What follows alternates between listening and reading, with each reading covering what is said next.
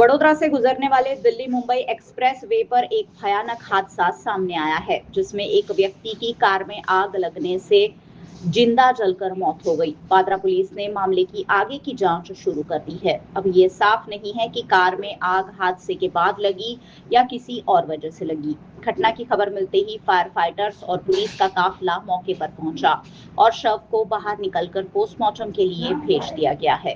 फिलहाल पुलिस मरने वाले की पहचान करने और हादसे की सही वजह पता लगाने की कोशिश कर रही है। वडोदरा जिले के पादरा से करजण की ओर जा रहे दिल्ली मुंबई एक्सप्रेस वे पर ये हादसा हुआ। વડોદરા ફાયર બ્રિગેડને કોલ મળેલો કે દિલ્હી મુંબઈ એક્સપ્રેસ હાઈવે ઉપર એક ગાડીમાં આગ લાગેલ છે અને અંદર એક વ્યક્તિ ફસાયેલ છે।